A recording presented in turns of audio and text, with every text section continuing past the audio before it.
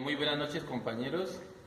Mi nombre es Aldúvar Guañarita Muñoz, estudiante de Derecho, quinto semestre de la Fundación Universitaria de Popayán. Esta noche me corresponde una breve exposición de la sentencia de responsabilidad médica contractual. Entonces vamos a dar inicio identificando la sentencia. La sentencia parte de la Corporación Corte Suprema de Justicia, Sala de Casación Civil, la sentencia SC 7110 del 2017. La radicación es el número 05001 3103 012 2006 0023401. La fecha de la sentencia es el 24 de mayo del 2017. El magistrado ponente, el doctor Luis Armando Tolosa Villanueva. Una vez identificada la sentencia, vamos a dar inicio con el análisis del caso. Pretenden los demandantes Alberto Velázquez Martínez, Luz Helena Fernández Correa, Sergio Alejandro Felipe Santiago y Mauricio Velázquez Fernández, como también Andrés y Santiago Velázquez Montoya, que se declare responsable al médico de confianza Juan José Uribe Pardo, quien elaboraba en la Clínica Las Américas, por la negligencia en la prestación de los servicios médicos de su familiar Luz Helena Fernández Correa, con la consiguiente condena al pago de los perjuicios causados a esta y a su esposo, hijos y nietos. El médico se opuso a las pretensiones, alegando inexistencia de culpa y haber actuado con diligencia y cuidado. Las aseguradoras llamadas también en garantía, Equidad de Seguros, Generales de Organismos Cooperativos, la Aseguradora de Solidaridad de Colombia, Limitada Entidad Cooperativa y Liberty Seguros S.A. también se opusieron alegando que la perforación del intestino delgado era un riesgo inherente al procedimiento practicado, como así quedó demostrado en la historia clínica. Ellos pretenden que se declare al doctor culpable por la negligencia que supuestamente para ellos hubo en la cirugía que se le practicó a la señora.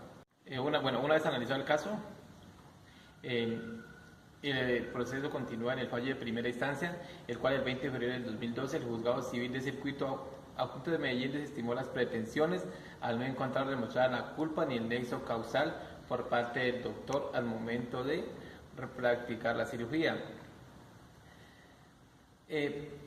Las partes apelan y el fallo se va a segunda instancia, el cual se resuelve el recurso de apelación de Liberty Seguros S.A. y del extremo autor, el acción que confirma el fallo del juzgado, quien señaló que no fueron demostrados los perjuicios reclamados en la demanda contra dicha providencia y los actores interpusieron recurso de casación. Algo que no me queda muy claro es que no fue muy claro la sentencia, y como lo estuve analizando no entiendo por qué Liberty Seguros apeló si ellos eran uno de los favorecidos en la primera decisión, en la primera decisión que se tomó en primera instancia. La sentencia no me clara referente al término, el cual creo que es un vacío grande, ¿no? Porque no me lo explica, no me lo especifica.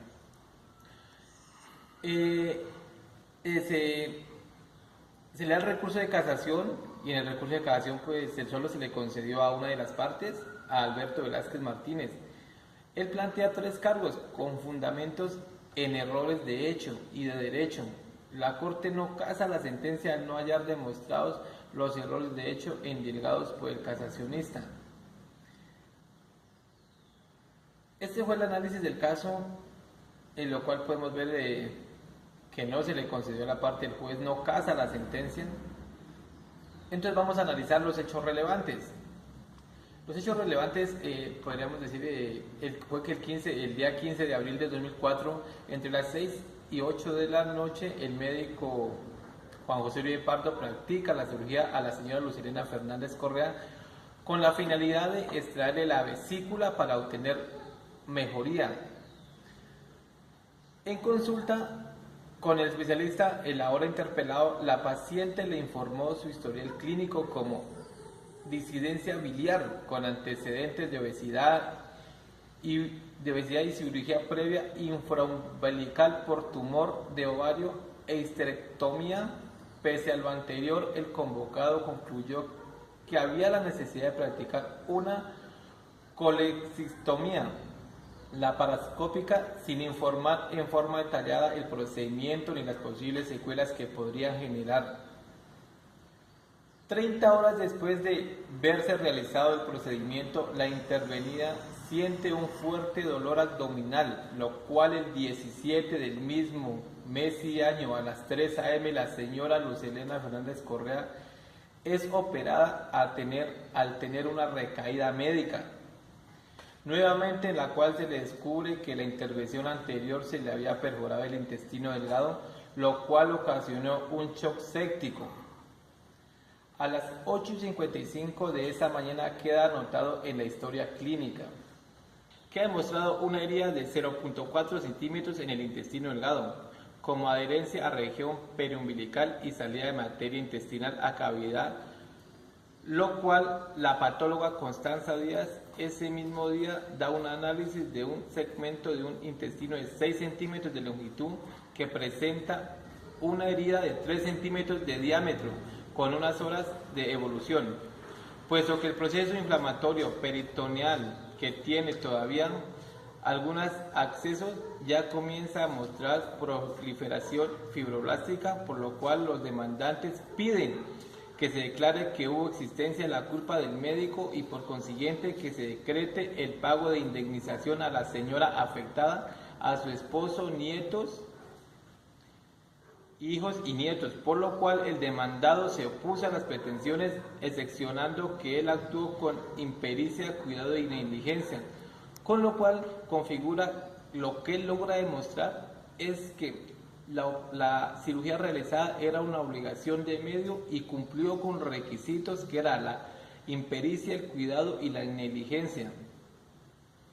Alegan los demandantes que se violaron los fundamentos de derecho.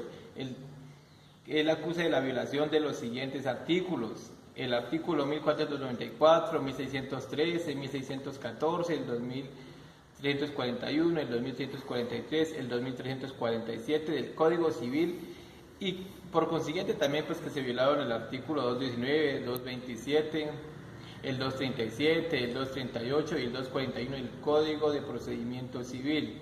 Ellos se basan en estos fundamentos de derechos para interponer cierta demanda. Después de haber analizado los hechos relevantes, nos concluye que hay un problema jurídico y es el procedimiento realizado. ¿Sí obedecía un riesgo inherente? ¿Sí había la necesidad de perforarle el intestino delgado a la señora en el procedimiento? Pues como respuesta queda demostrado en la historia clínica por la parte del médico. Él asegura que dentro de la responsabilidad médica civil en la cirugía hay unos riesgos inherentes, ya que son las complicaciones, contingentes o peligros que se pueden presentar en toda ejecución de un acto médico, en una obligación de medio, ya sea por causa de la condición del paciente. Por lo tanto, el procedimiento sí obedece un riesgo inherente y era probable que se pudiera perforar el intestino delgado. Entonces, este problema jurídico es un poco confuso y de pronto tal vez uno se quedará analizando y dirá, pero si era pertinente hacerlo.